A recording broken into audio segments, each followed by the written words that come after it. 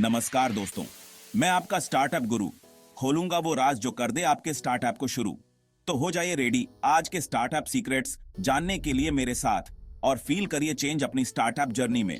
बस एक रिक्वेस्ट है, यदि आपने मेरे चैनल सब्सक्राइब नहीं किया है तो कृपया सब्सक्राइब करें। अगर वीडियो अच्छा लगे तो लाइक और शेयर जरूर करें क्योंकि ऐसा ज्ञान आपको कहीं और नहीं मिलेगा। दोस्तों, स्टार्टअप एक ऐसा शब्द बन गया है जिससे कोई भी पढ़ा लिखा व्यक्ति अनजान नहीं है। कई सारे लोगों का ड्रीम होता है कि जॉब करने की बजाय उनका खुद का एक स्टार्टअप हो, समाज में उनकी और उनके स्टार्टअप की अलग ही एक पहचान हो। और ऐसा ड्रीम देखने में कोई बुराई भी नहीं है। आखिर ऐसे पॉजिटिव ड्रीम ही हमें कुछ करने की प्रेरणा देते हैं और समाज का भी भला होता है। तो आइए जानते हैं कि स्टार्टअप का सही अर्थ क्या है। दोस्तों, हमें एक बात समझनी पड़ेगी कि जिस तरह से मानव ने विकास किया कुछ सालों में, वह सराहनीय है, पर एक बात को नकारा नहीं जा सकता है। जिस चीज को करने में हमें परेशानी होती है, हम उसका आसानी से करने का हल निकाल लेते हैं।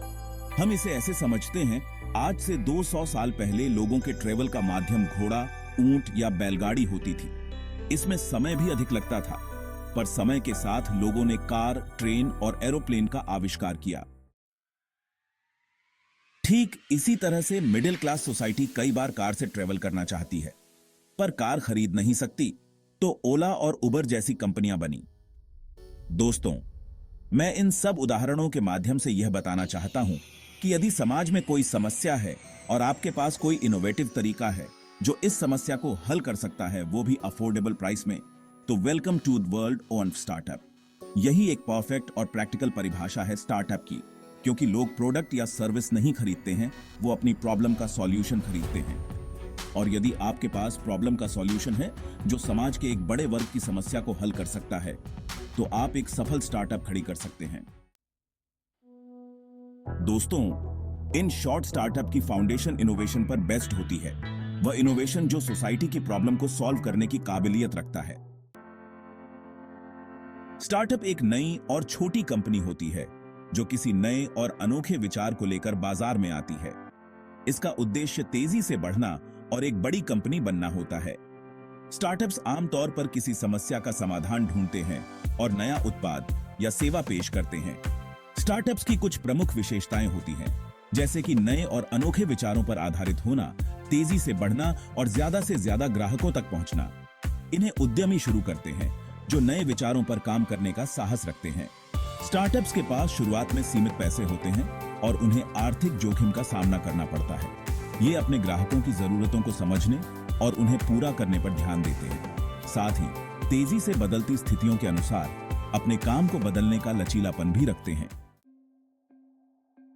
इनोवेशन आइडिया तो सिर्फ पहला स्टेप होता है स्टार्टअप की जर्नी में। स्टार्टअप को बिल्ड करने के लिए बहुत कुछ लगता है, जैसे कि energetic team funds, customer base और गवर्नमेंट सपोर्ट, जो मैं अपने आने वाले वीडियोस में कवर करूंगा। एक और इंपॉर्टेंट चीज मैं बताना चाहूंगा, ग्लोबली लगभग 1,37,000 स्टार्टअप्स ओपन होते हैं डेली। इन नंबरों से आप समझ सकते हैं वाइब्रेंट और dynamic nature on the global startup ecosystem. नए स्टार्टअप्स समाज में बदलाव का प्रतीक होते हैं। ये नए रोजगार भी लाते हैं और समाज में नए स्टार्टअप एस्पिरेंट्स को प्रेरित करते हैं। सफल स्टार्टअप्स से भारी मुनाफा कमाया जा सकता है और इससे न केवल आर्थिक लाभ मिलता है, बल्कि समाज में सकारात्मक बदलाव भी आते हैं। आपको यह काफी रोसी और अट्रैक्टिव लग रहा होगा सब, पर इसका एक डार्क साइड भी है। स्टार्टअप्स के साथ उच्च जोखिम और अनिश्चितता जुड़ी होती है, जिससे कई स्टार्टअप्स असफल हो जाते हैं और आर्थिक हानि होती है। स्टार्टअप्स को वित्तीय चुनौतियों का सामना करना पड़ता है, खासकर शुरुआत में जब संसाधन सीमित होते हैं। चौंकाने वाला सच यह है कि एक अनुमान के मुताबिक लगभग 90% स्टार्टअप्स अंततः फेल हो जाते हैं। अगर इसे और डिटेल में समझें तो लगभग 20% स्टार्टअप्स पहले ही साल में फेल हो जाते हैं, दूसरे साल के अंत तक 30% फेल हो जाते हैं और लगभग 50% फेल हो जाते हैं 5वें साल में।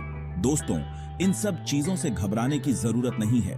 यदि आपका आइडिया अच्छा है और अगर आपकी मार्केटिंग स्ट्रेटेजीज अच्छी है, तो आपकी स्टार्टअप को स्केल अप करने से कोई नहीं रोक सकता है। जो स्टार्टअप्स इंडियन रुपये में 100 करोड़ का टर्नओवर करती हैं, उनको यूनिकॉर्न स्टार्टअप की श्रेणी में डाला जाता है, या हम कह सकते हैं इन्हें यूनिकॉर्न स्टार्टअप्स।